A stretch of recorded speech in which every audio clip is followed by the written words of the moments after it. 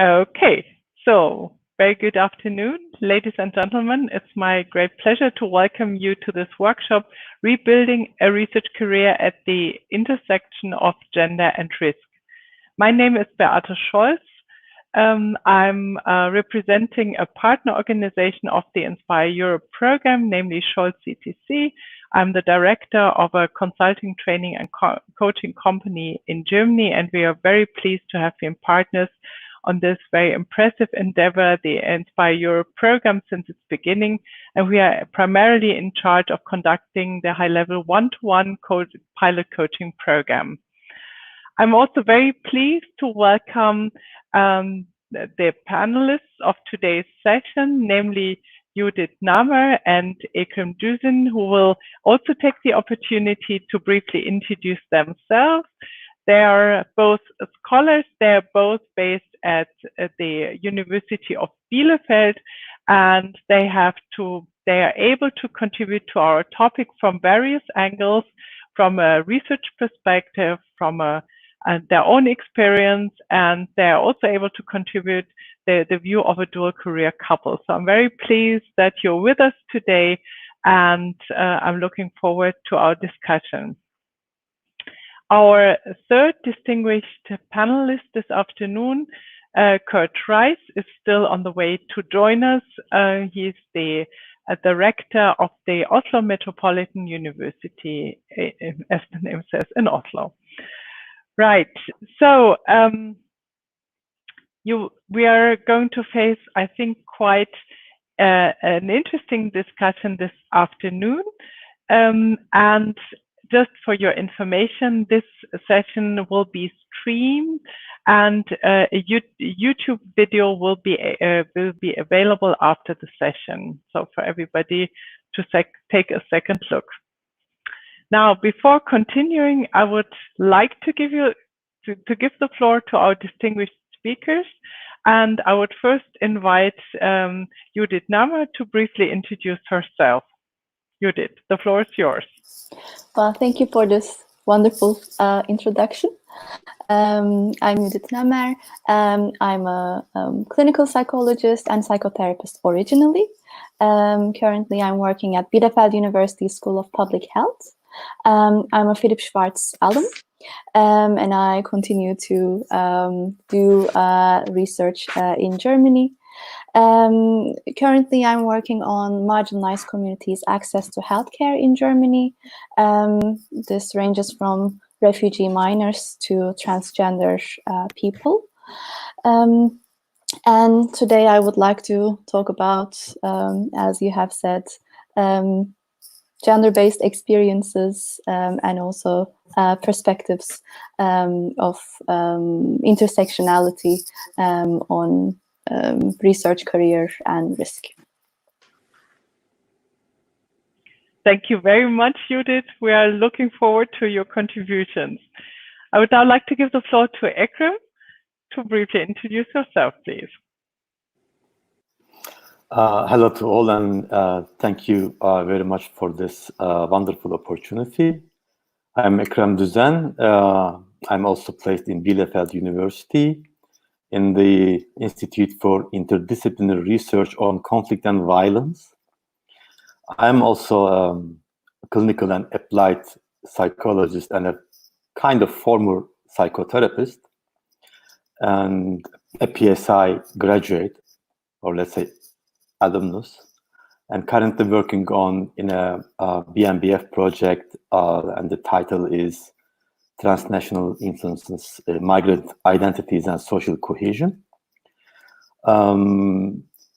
Speaking about gender and risk may not be a direct issue of my research or interest area, but since the work on social mobility is very relevant to the topic, I just will try to share some research and some insights from that perspective here today.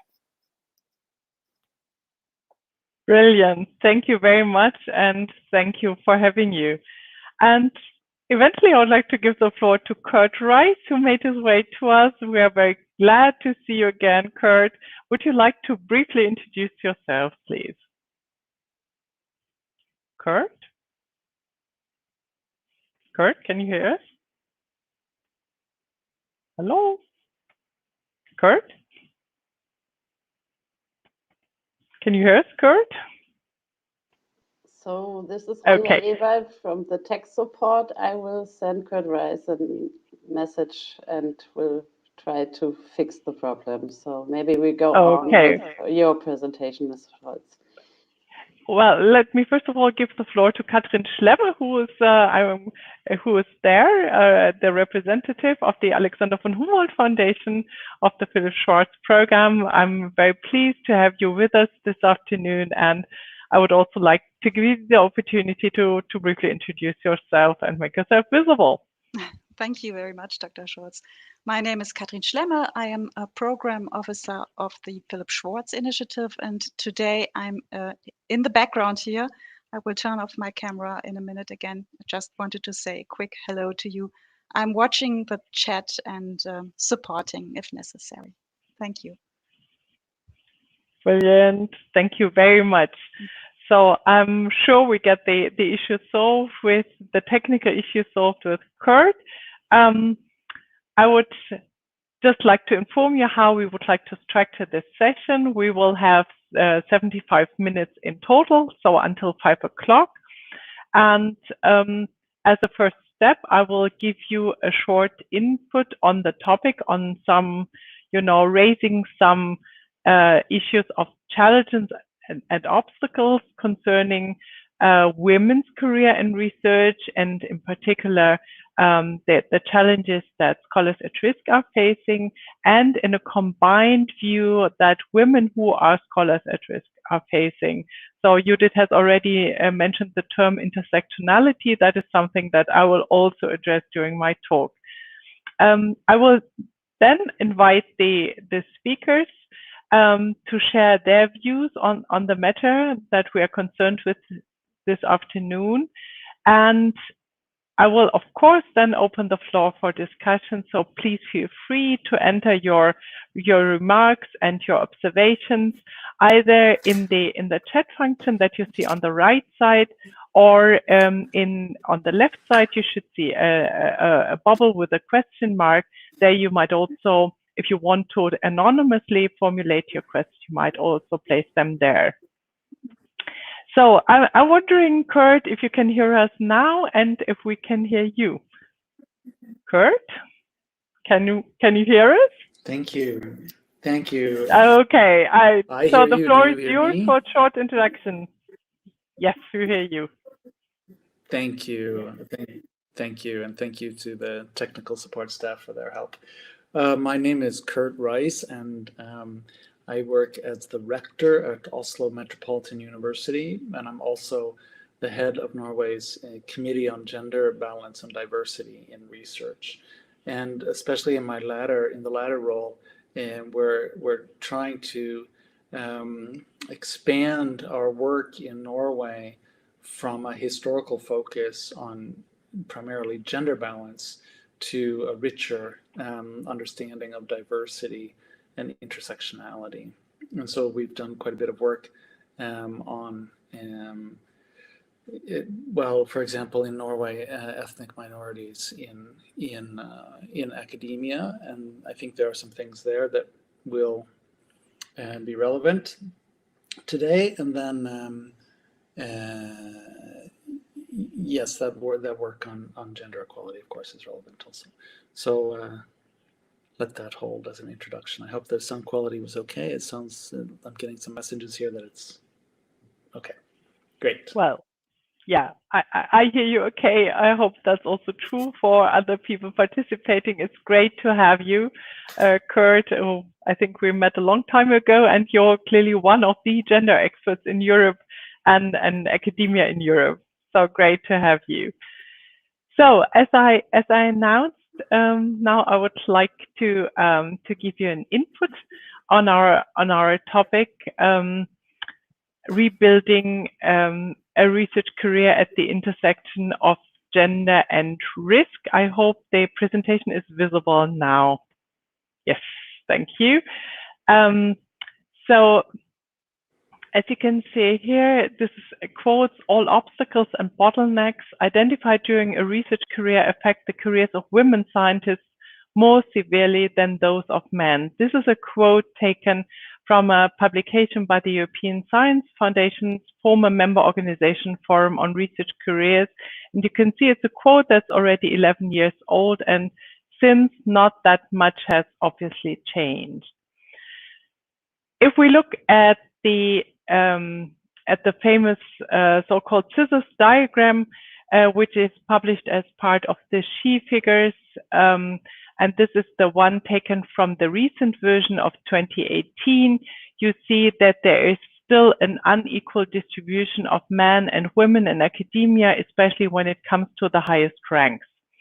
If you look to the left side of the scissors, the yellow graph expresses or describes the share of women, and the blue the share of men. You see when it comes to students entering undergraduate studies, the share of women is higher than that of men. It's 55%.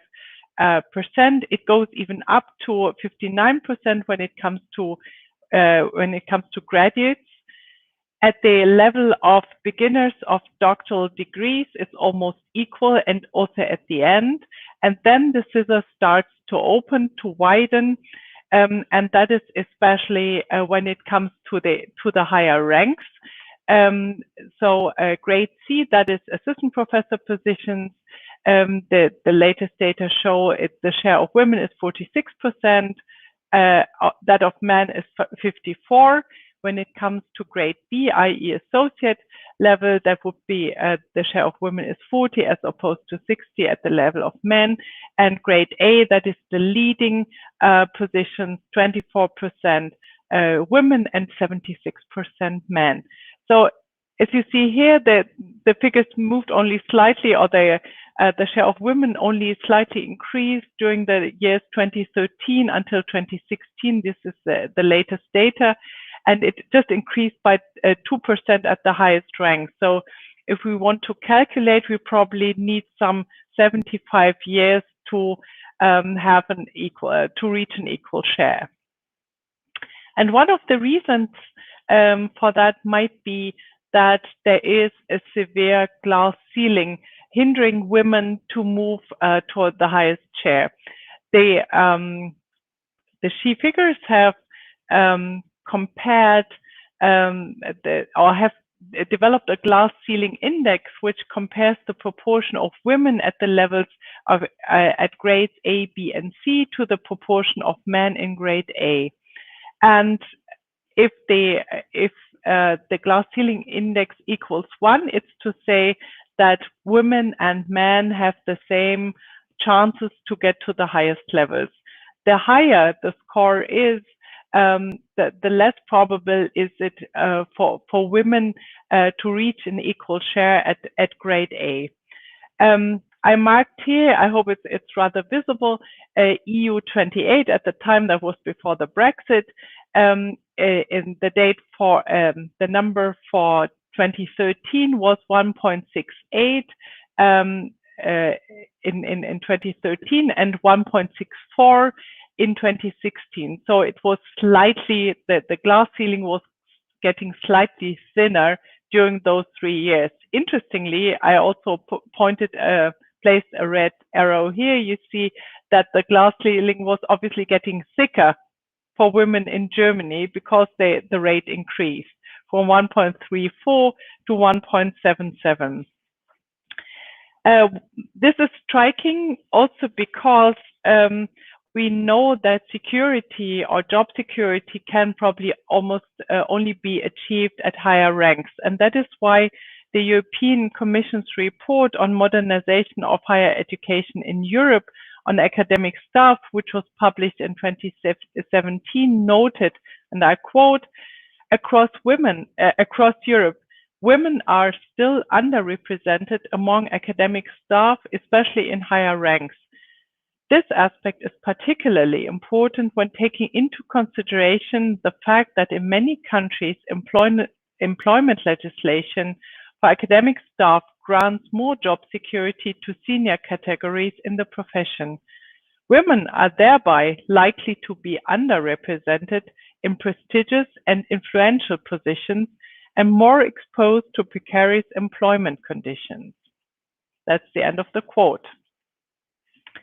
Again, what is also important to note in this context is that support organizations report lower numbers of applications from female than male researchers when it comes to support programs for scholars at risk.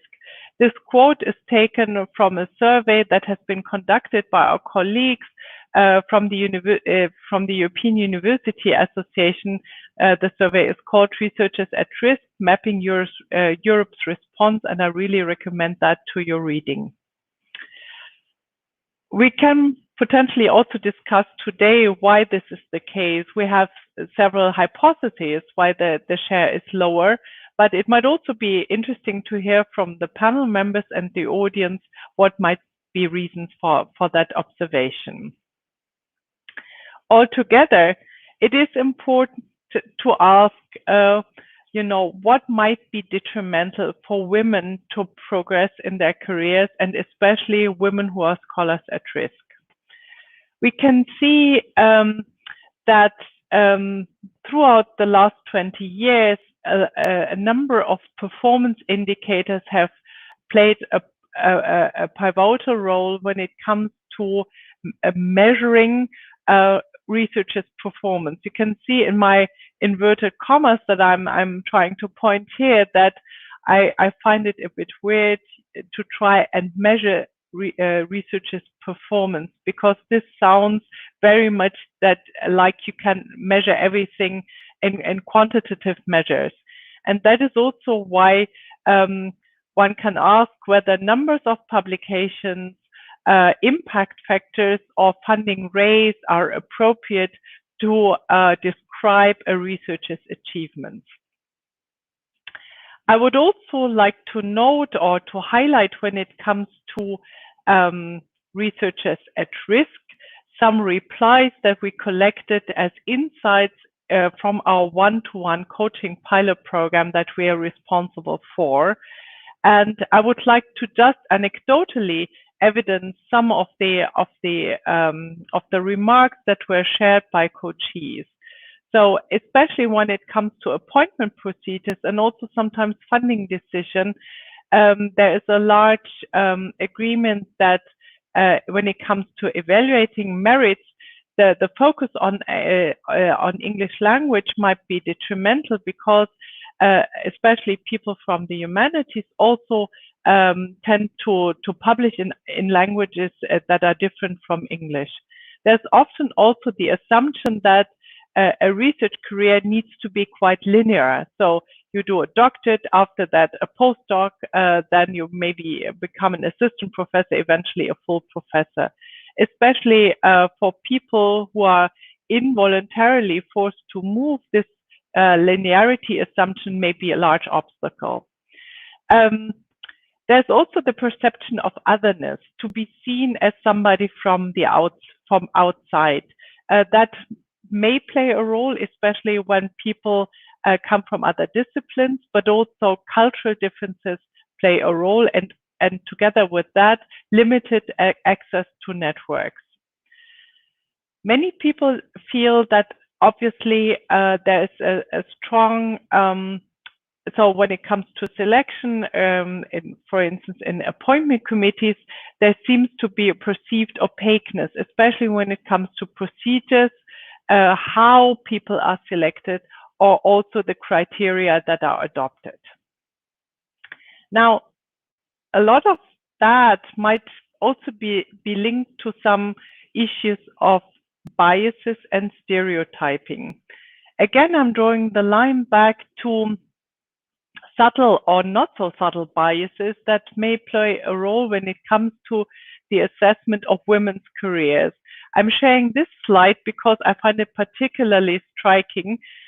In this survey that was conducted on so-called field-specific ability beliefs among, not to forget, not ordinary people, but just scholars in university in the United States, it showed that women were underrepresented, especially in fields where success is believed to require brilliance.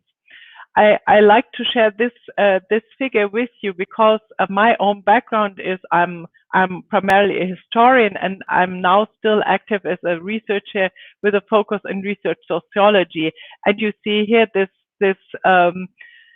scores particularly low. So history is among the lowest, and also sociology is at a very low level. So there's obviously the belief that in fields where many women are represented, not the ability that is required might not be that high.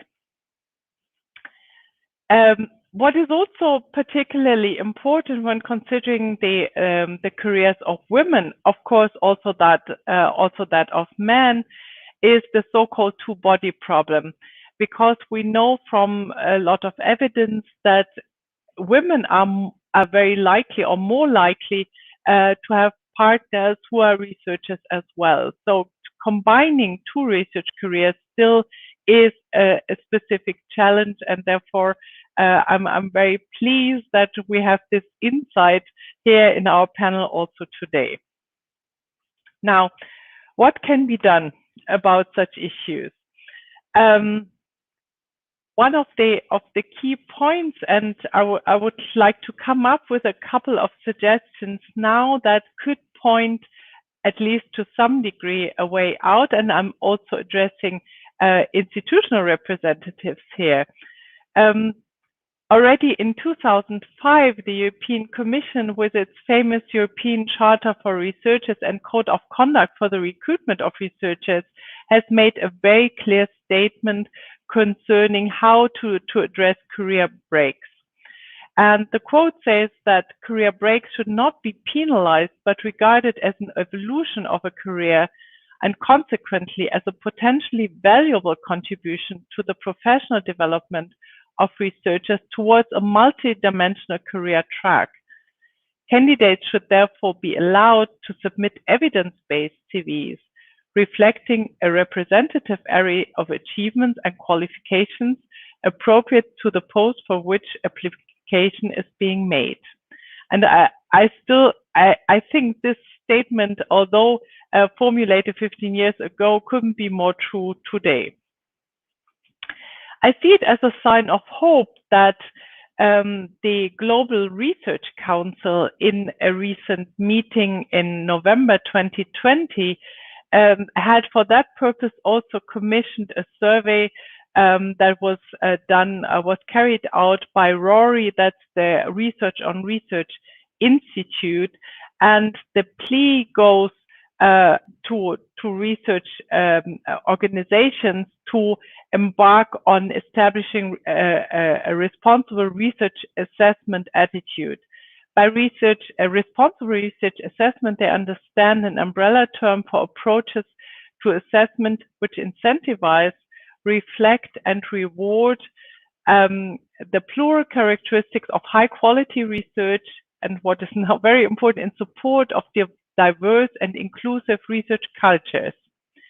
The research consortium that I'm part of myself, which is addressing the doctorate around the globe, we have stated in a document that's called the Hanover Recommendations, that to consider as knowledge which is defined and assessed by international and intercultural peer communities, and thereby create an ecology of knowledges that goes way beyond the current scenario that we are facing, especially in global north countries.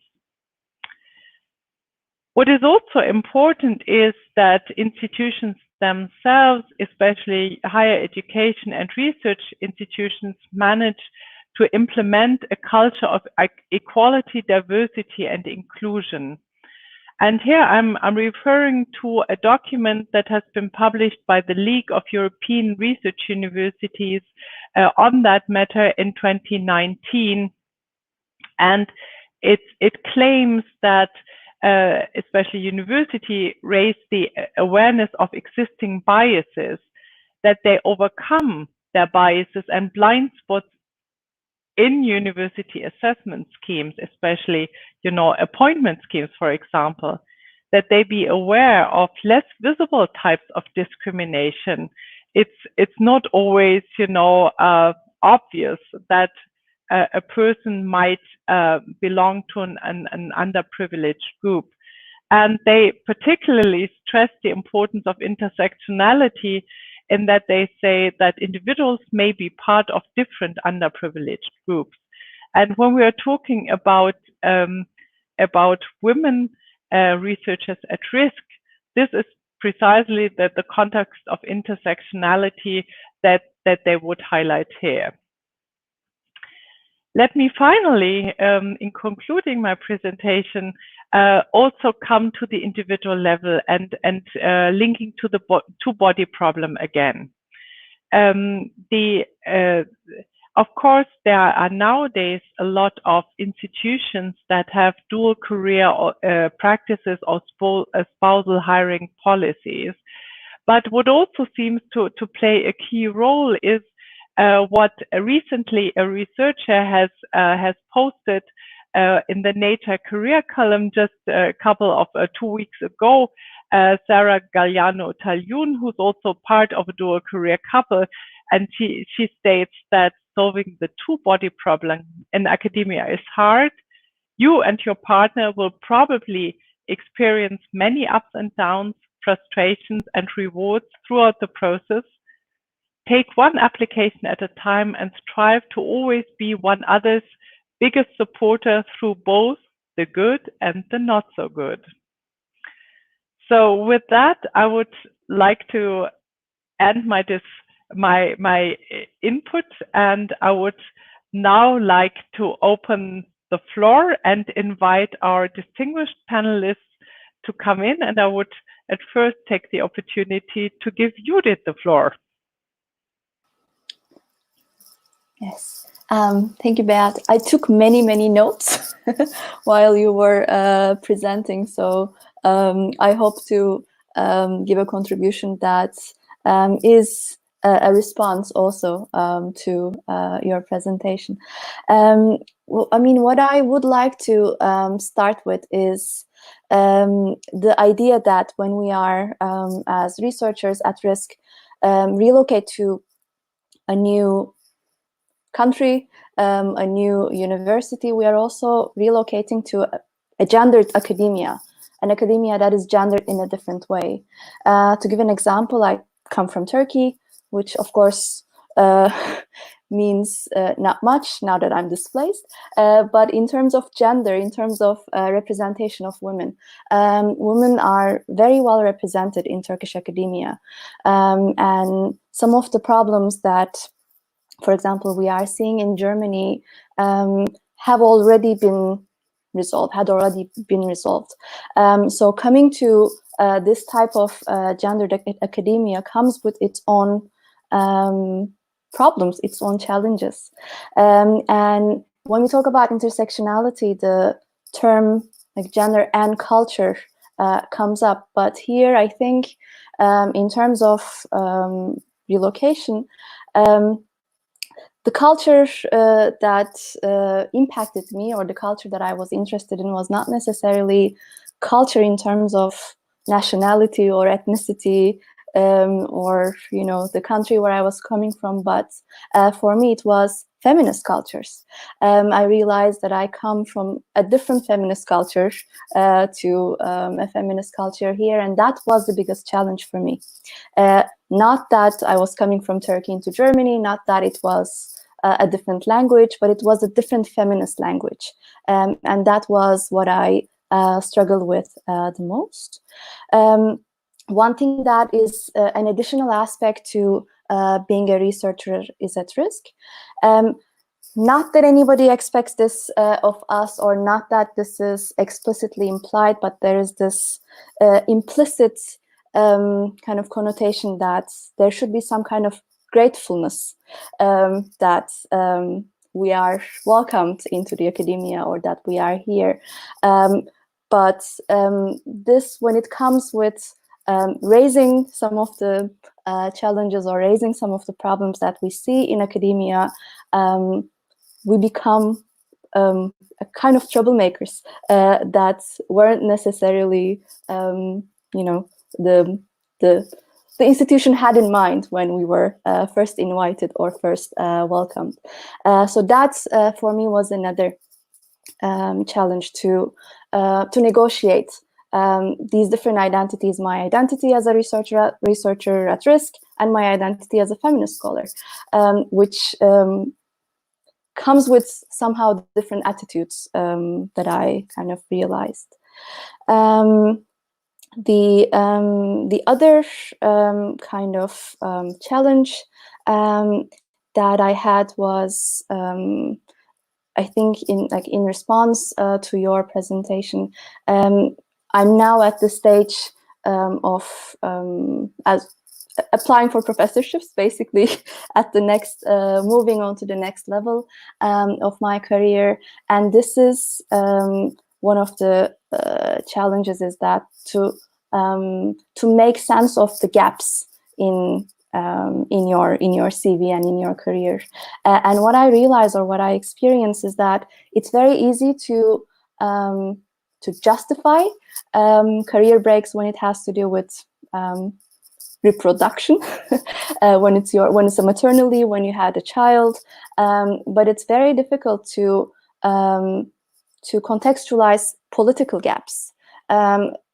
Work that is very meaningful to me, work that had to do with organizing, political organizing, feminist organizing, but somehow doesn't get translated into this academic gap. And I think for a lot of women who are politically active and whose relocation or displacement has to do with this political kind of activity, it can be quite difficult to make sense of these different identities.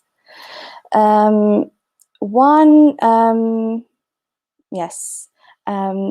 other kind of thing that I would like to add is that there's a lot of support for accessing different structures in academia. For example, we are given a lot of support in terms of language learning, in terms of funding, applying for funding, structures, funding bodies, proposals, but not necessarily how to negotiate issues surrounding gender and intersectionality. Just to give an example, my institution has actually a very good diversity program, but everything is in German. So it's very difficult to access that. It's very difficult to be active politically as a feminist in Germany. So my my suggestions or my kind of points to keep in mind has to do with keeping this political identity, gender political identity active, or keeping that in mind, in consideration when designing programs for researchers at risk, when creating structures to incorporate or integrate researchers at risk, is to keep that in mind, that gendered political identity. I might maybe chime in more in the discussion, but for now, this is what I would like to say. Brilliant. Thank you so much, Yudit. I think you raised extremely important issues that will stimulate our further discussion also with the plenary. And of course, I believe that our other two speakers will be able to share their perceptions also from their perspective as men. So Ekrem, I would like to invite you to comment also on your perception, also considering the issue of identity that Yudit has mentioned, political identity and coming to a different country and so on, and whatever else you would like to raise. So the floor is yours. Thank you again. What I would like to mention maybe a bit a dry perspective to the matter, like a dry topic like social mobility and what it is about, what it has to do with gender when it comes to the application of scholars at risk, women scholars at risk especially.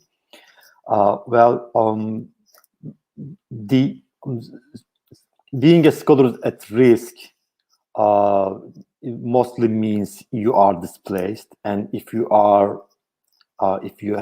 find a chance to be repositioned in another country, mostly in Europe or Northern American countries. Let's talk about European countries. This means, just as Yudit said, and all of you are well aware, changing your country, your region. And it is mostly to a country which is more,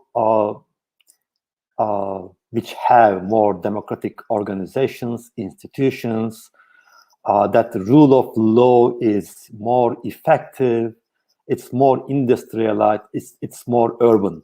So just put it in relatively neutral terms. So those rules and regulations, rules of law, the democratic institutions, urbanization, these are all important matters when it comes to moving from a country which these are in between non-existent to like, yeah, more or less, and sometimes you can find some glimpses, examples of these institutions or regulations, or sometimes not. Sometimes it's just on the paper. Sometimes there are very nice examples, even like surpassing the examples in other countries of the world, like in Europe.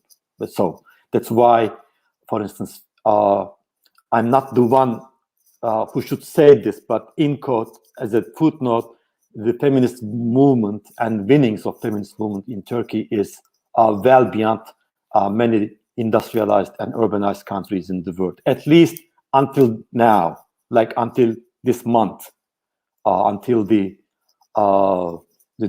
Turkey resigned from the Istanbul Convention. It's a very unfortunate event, of course. And again, until recently, the ratio of women to men university staff, let's say, at all ranks, including professorships, more or less balanced between men and women. As you can imagine, the rate of professors or when it comes to administrative positions like rectorate or deanship or things like that, men, the ratio of men were higher, but still much better than the rest of the world. There was a time at the start of 2000, at the start of millennia, let's say, Turkey was the champion in the world in terms of the balanced ratio between men and women scholars. Now the picture is a bit gloomy, but let's hope this is this time will pass. Let's hope and say this much. When it comes to moving from one country to another country, from let's say less democratic, semi-democratic, or yeah, let's put it this way, to a more democratic country, it's also an issue of social mobility. What I mean social mobility is not one simply moves from one region to another region, but from one way of living to another way of living. And when we consider that the flow of scholars at risk mostly from countries which were labeled by Northern American social psychologists collectivistic countries, that the values, ideas, thoughts, or selfhoods of the collective are usually more bear more importance than the individual ideals, beliefs, targets, aspirations. Yeah, the movement is from more collectivistic to more individualistic countries, regions. I'm not saying that this division is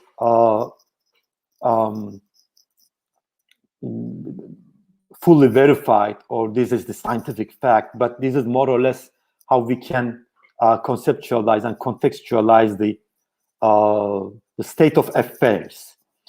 And one of the demarcations of collectivistic culture is one is expected to care about the others, as if they composed a unified whole, like a family. But family is, one may say that, yeah, family is important for all the people in the world, so be it individualistic or collectivistic. No, the expectations are more concrete in collectivistic countries. It's not only values or emotions or like the communicative exchanges between people. It is, you are truly expected to share what you gain with your fellow people around, starting from the family, primary social circle, and the society at large. So when it comes to the displaced academic, repositioned in Europe, it may sound paradoxical or conflicting, but it's a transnational movement which brings that individual a better position.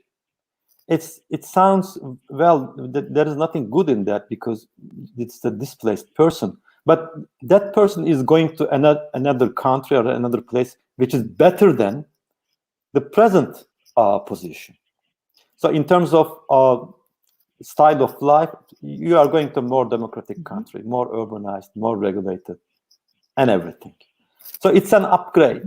It's ironic putting this in these words, but it's an upgrade.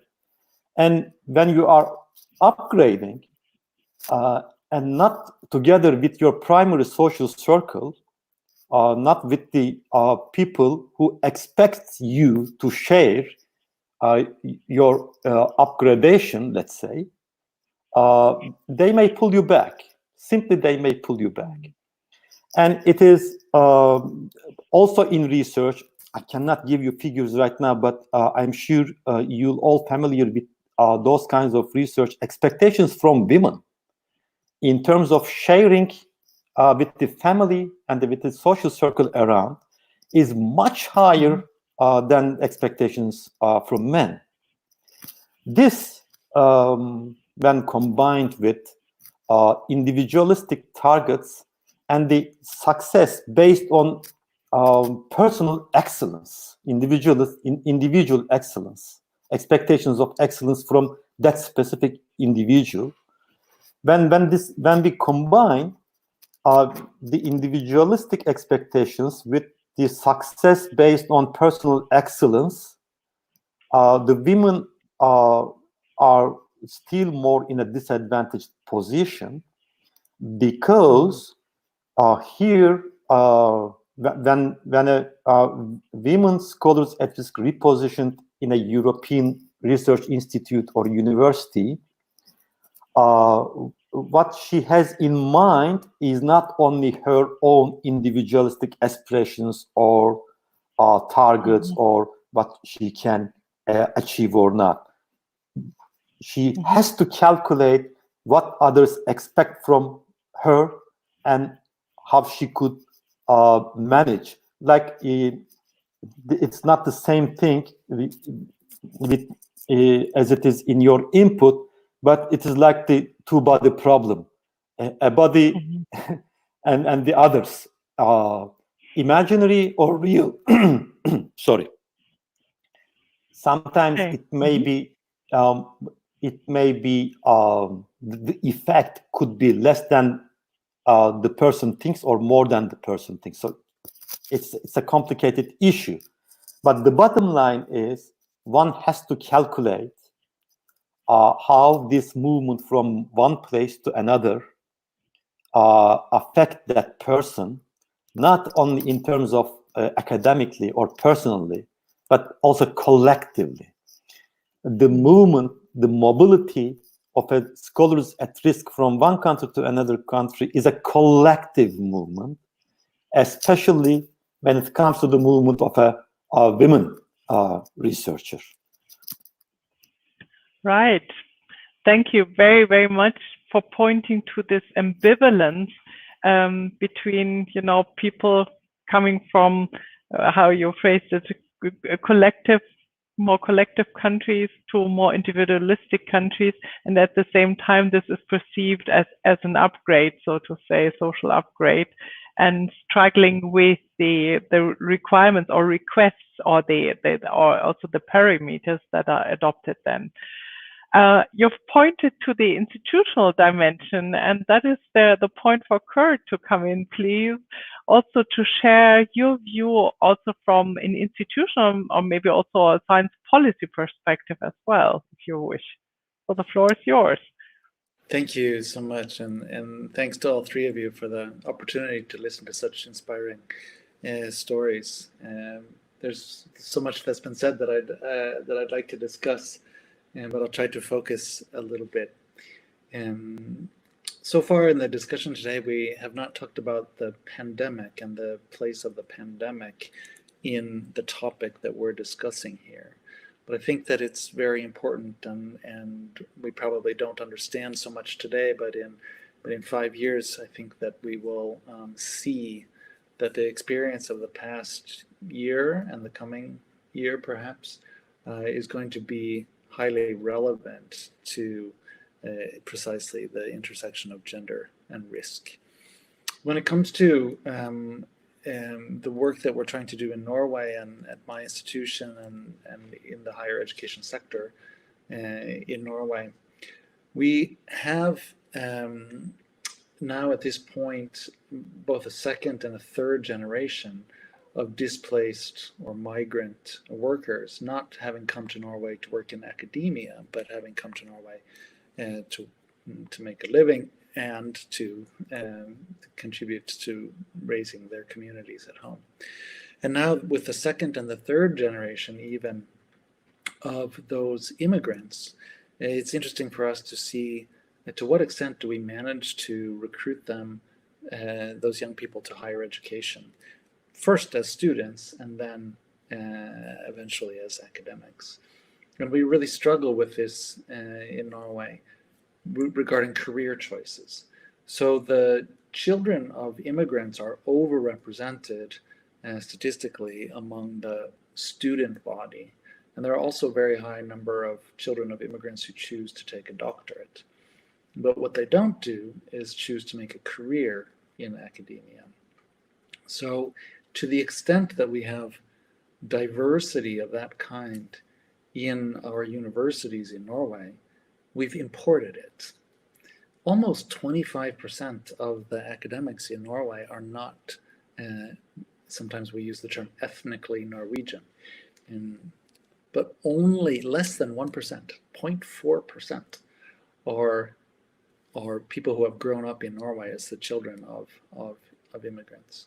The rest of it is imported from Western Europe, from North America, from Asia to an increasing extent, and so on and so forth. And this does give an interesting diversity, an interesting cultural diversity. But for various reasons, we're still not making ourselves attractive career options for the children of the displaced, to put it that way. Well, I think that's related probably to typical choices made of the first generation in families who take higher education.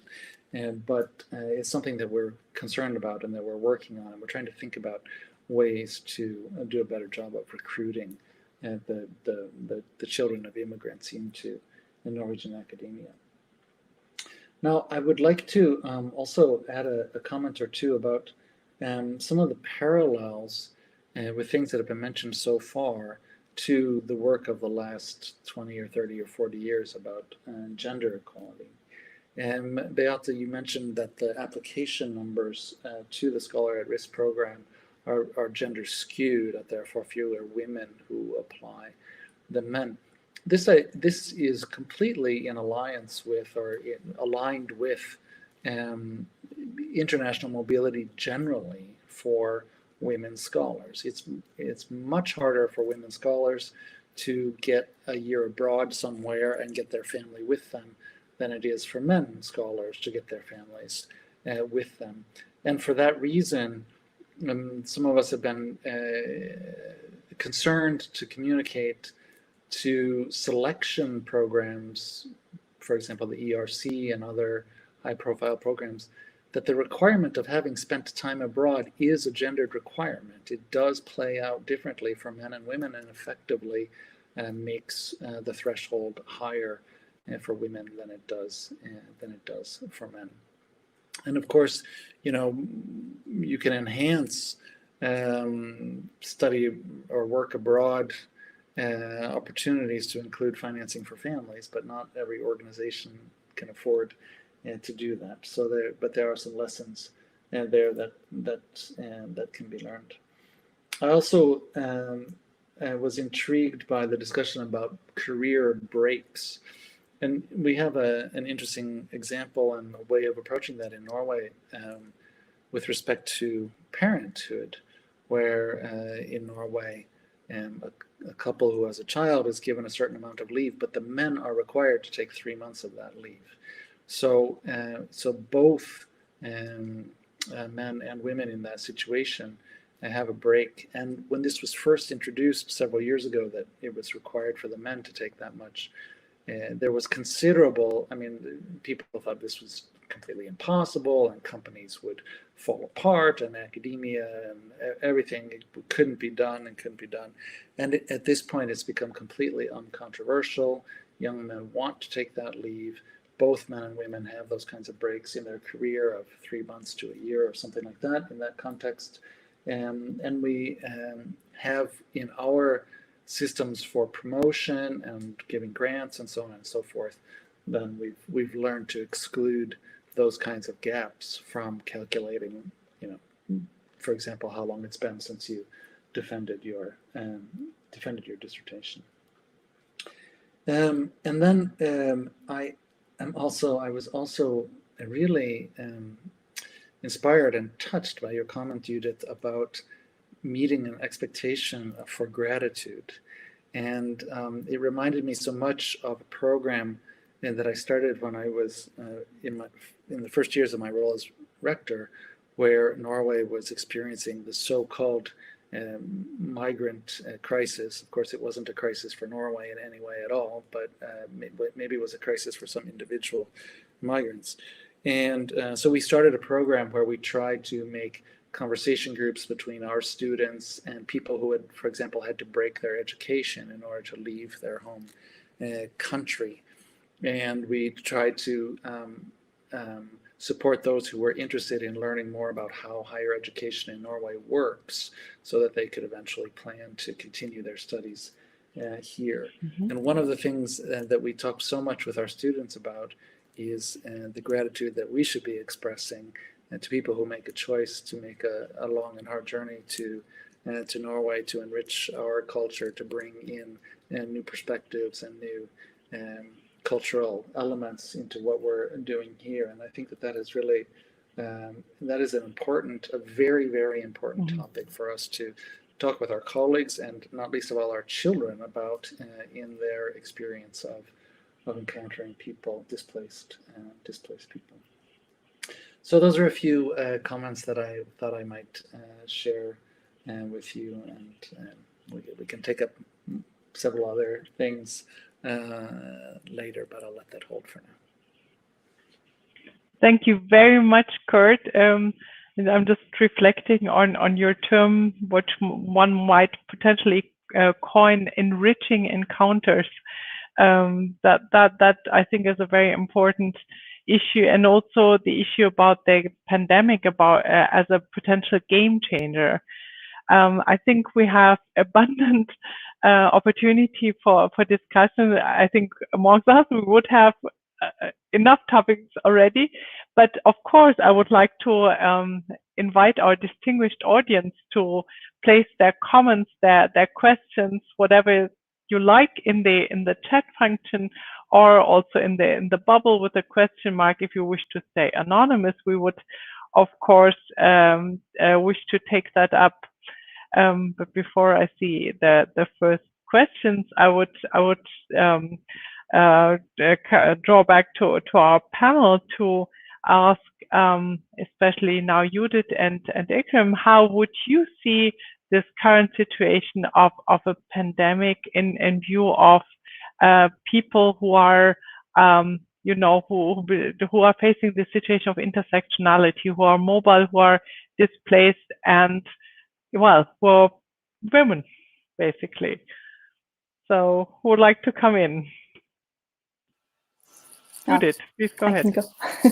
I mean, I think it is a completely different situation when you have a child, when you don't have a child. As a childless couple, we haven't had some of the major challenges that other people have been facing. But in terms of when you're displaced, actually, we don't necessarily follow what's happening in Germany in terms of COVID cases. What we are very much interested in is what's happening in Turkey, what's happening to our friends, what's happening to our families. And this is something I think most people who are not living in where they're from or have been displaced have been dealing with as well. I mean, many of the countries that have led to displacement or are facing great crises right now in terms of healthcare access, and it's been really, I think, difficult to be in one place where your mind is completely in another place. So I think that is one of the greater challenges of being displaced in times of COVID. I see. Yeah, I think that's fully understandable, and it potentially also introduces another challenge for people who are displaced, and also this feeling of being disrupted also in their connection with their families and so on is clearly a very difficult challenge. I'm just seeing a comment or a question to Curt that is that the person states it's really interesting that Norway has managed to normalize parental leave for men as it is difficult in the country of that person. So how have you done that? So I think the answer to that is very simple, and it's by making it the law. I think this is an example of something where top-down change is really the only way to make it happen, and that change in the law gave young men, in a sense, license to say, I also want to be home with my baby at some part of the first year. And when employers who first were very dismissive of this idea understood that the young men who worked for them wanted to take this, they realized they were to refuse to let them have it would be a competitive disadvantage.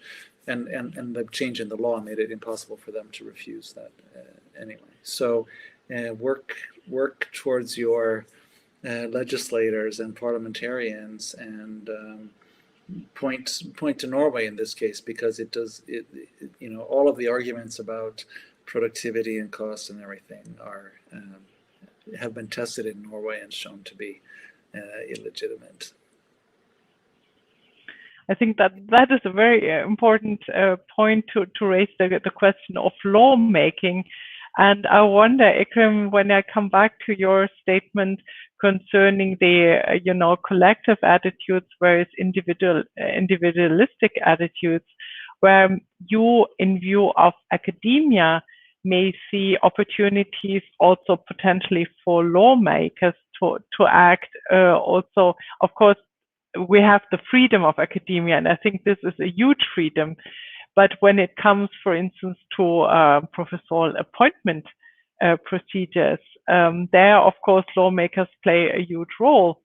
You know, when I look at Germany, for example, if you want to apply to become a professor there, you are facing 16 different states' laws when it comes to appointment procedures. And I wonder where you would see opportunities for laws to be changed in order to take note of more, say, maybe less individualistic measures or measurements.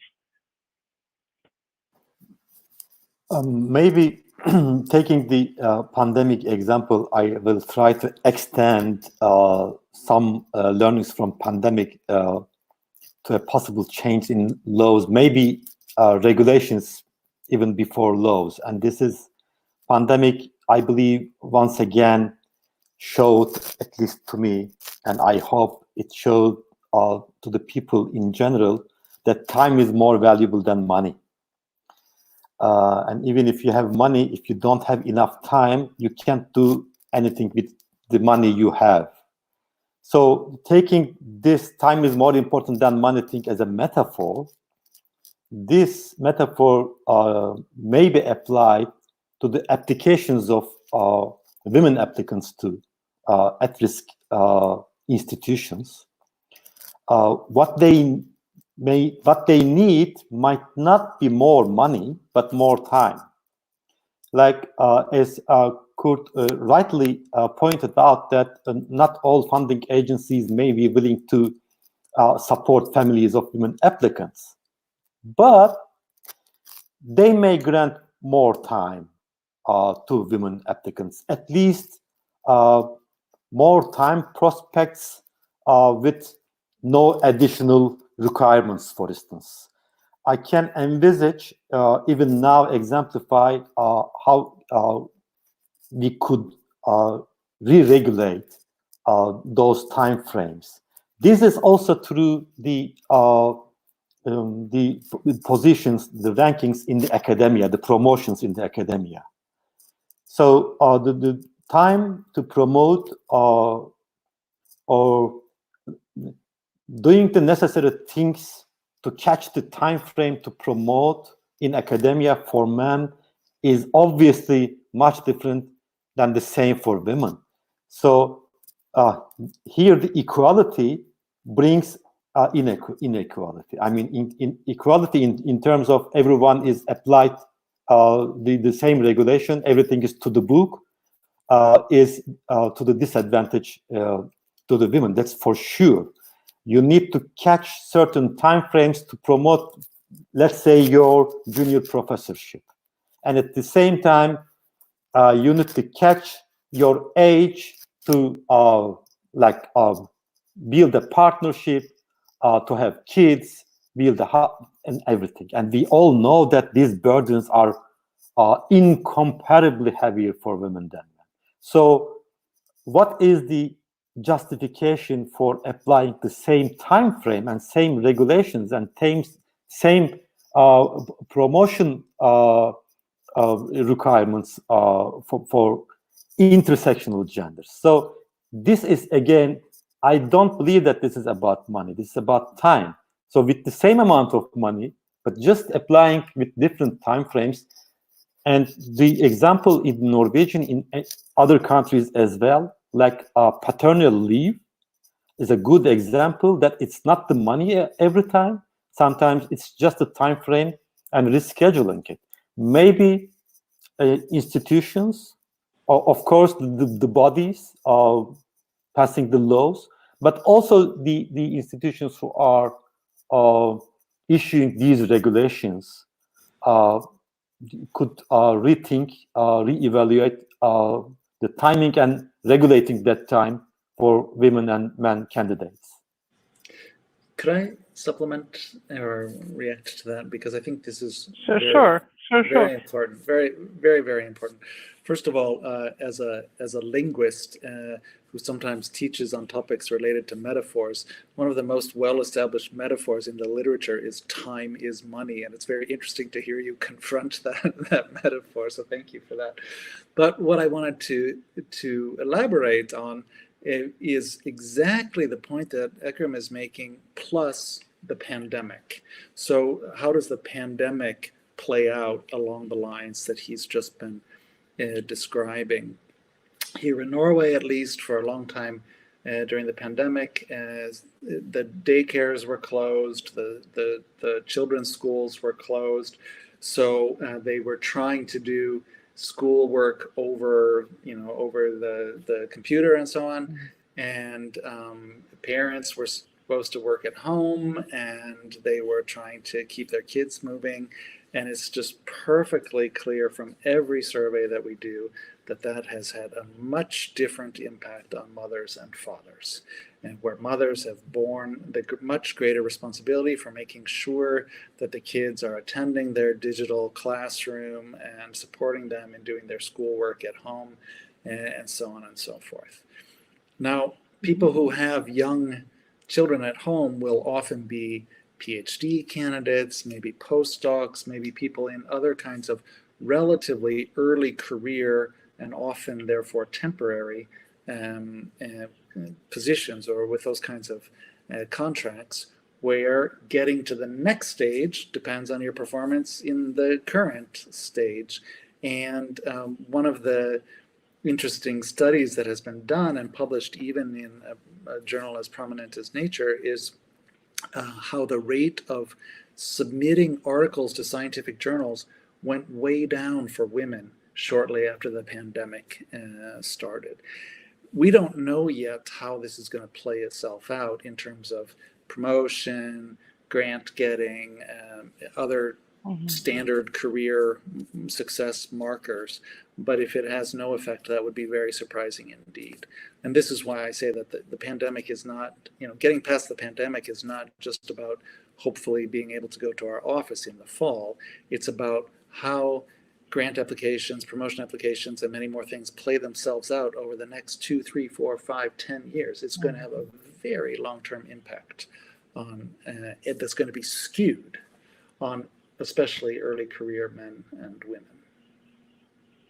I think that's an extremely important point. I think that the Global Research Council has once also published a document or a statement where they said, do not calculate the scientific productivity in absolute terms, or nor consider the age of an applicant, but consider their academic age and their research opportunity. With that, I would like to pass on a question to Yudit, where a person wrote that as a female scholar, where in which sphere do you see the most effective support that your host institution can offer you to help with the intersections of gender and risk, apart from more general state policies? What would you reply? Well, actually, one thing that my university offered and I was able to utilize was to create a peer support group for women. And this was for, what we realized was that it's access, again, to different services or access to different structures were different for international versus, national German women. And what this program allowed me to gain was to get out of this risk mindset and reclaim my identity as an international scholar rather than a scholar at risk, and to just put me in touch with other international women trying to make it in Germany. We have the same challenges. I just have a couple of additional challenges of being at risk, but the core issues are the same. So this peer support, peer mentoring group allowed me to reclaim that identity and to just be among fellow women and to just feel supported in this kind of collective. So I think this is, again, something that doesn't require any money, but just requires the time allocated out of your workday. And it has done tremendous, so it has given me a lot of support. That's a brilliant suggestion, I think, which is this mutual benefit and peer support, which can play a crucial role.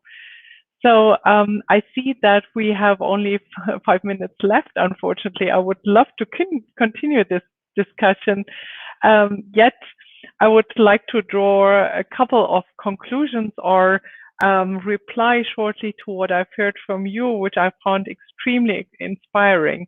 So first, the issue about gendered academia, where in your new country you might face lower rates of women, or even a different feminist language, or maybe even say a less advanced situation when it comes to women, I think is a striking point. And I think that has potentially to do with this issue of what you mentioned, Ekrem, of upgrading in as you know, attribution of social capital, which might not always hold what it promises or what it is supposed to do. So I think that is an important point. I also found it very important, this perception of an incoming person to be seen as a troublemaker or somebody who is disturbing, who is facing several language barriers, rather than being seen as culturally enriching. That's another take-home message I take from this session, this cultural enriching aspect and mutual learning. I think that's also a key point that we should keep in mind. Also, the issue of career breaks plays a crucial role, and what we just said now, in view of the pandemic, it is also important to see what are delaying factors, or what factors to consider when it comes to appropriate merit assessment. And there, Ekrem, I'm taking up your point concerning that time is what counts, not so much. Well, of course, money also plays a role when it comes to the support of individuals. You can't fully live from time, but time is also an essential factor to consider. And along with what Curt mentioned, also in taking into account the complete trajectory a person has and their experiences, which brings me back to the statement which I still find so convincing by the European Charter for Researchers, to consider various career paths. And I think it is not that difficult for institutions to consider all these issues. And let me close with thanking you very much for your different contributions, which I found tremendously enriching. And I think for those of you who have participated, who are representing institutions, please take something of that on board. I think it is not entirely impossible. It's just do it. So having said that, again, thank you very much for all contributions. I enjoyed the discussion greatly. I hope the attendees did so as well. And well, hope to see you soon again, and take care.